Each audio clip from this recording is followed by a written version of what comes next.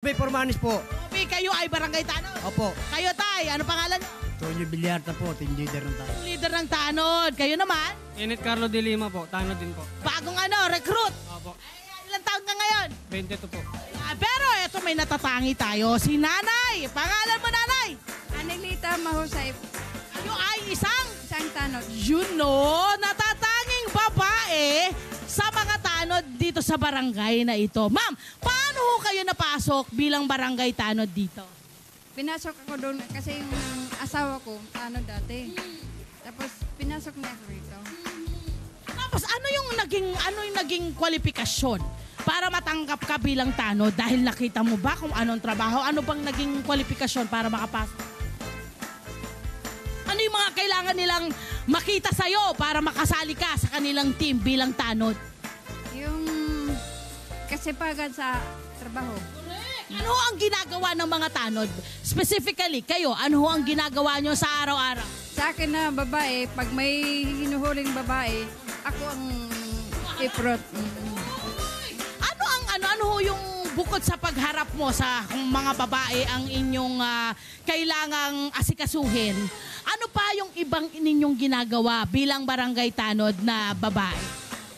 Sama-sama sa roving po. Nag-roving kami papuntang may mga gulo-gulo, nandoon. Gaano kalawak yung niro-roving nyo sa gabi-gabi? Gabi-gabi po ba ito or Gabi po, ma'am. anong oras kayo nagsisimula ng inyong pagro-roving? Mga alas 10 hanggang mga alauna, alas 2. Kasi karamihan kasi ng krimen, ganung oras. Yun, sana mabawasan ang krimen, para hindi naman lagi kayong kakaba-kaba.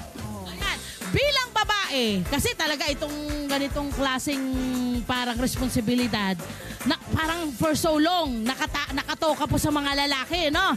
Anong pakiramdam na kayo bilang babae ay napasok sa ganitong klase po ng gawain or ng ganitong klaseng role? Anong pakiramdam na kayo lang ang tanging babae rito? Masaya naman, parang ako ng prinsesa sa kanila. Yan! May ganong factor naman! Anong kasiyahan po ang nabibigay sa inyo nitong inyong trabaho dito sa barangay? Enjoy naman kami, ma'am, kasi yung lagi kaming sama-sama. Saka alam mo, nakakatulong ka sa barangay, Oo. Ano ang naging reaksyon ng inyong mga kabarangay na kayo po ay nung kayo ay naging barangay tanod? Masaya naman din sila, ma'am, lalo na yung mga anak ko, mga kamag-anak ko, na may maanuhan sila dito sa barangay. Okay, tanungin natin yung team leader nila tungkol kay Nanay, di ba? Kasi syempre, siya yung team leader dito.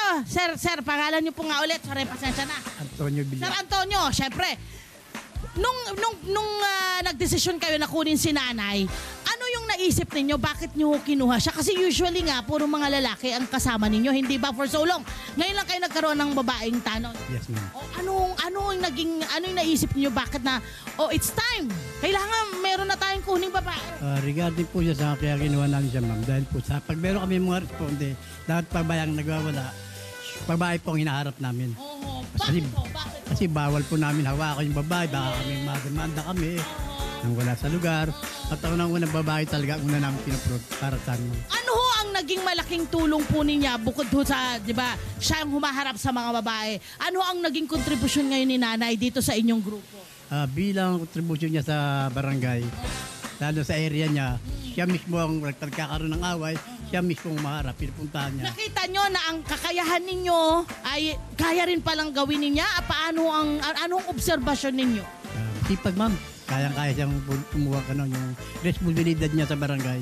Kayang-kaya niyang gawin. Kung ano yung responsibilidad na meron kayo, gaya niya rin gawin. Kaya niya rin. Aba, mahusay! Eto na, naku, pasalamatan na po natin si Nanay Nelly at ang kanyang grupo rito. Talaga naman sa pagpapatuloy sa amin dito. Sir, maraming salamat. Maraming salamat. Kuya, ingat ka. Opo, Gaano katagal ba ang training mo? Madali lang ba? madali lang naman po. Kayang-kaya mo? Kaya naman po. Bata pa nito, no? Na barangay tanod.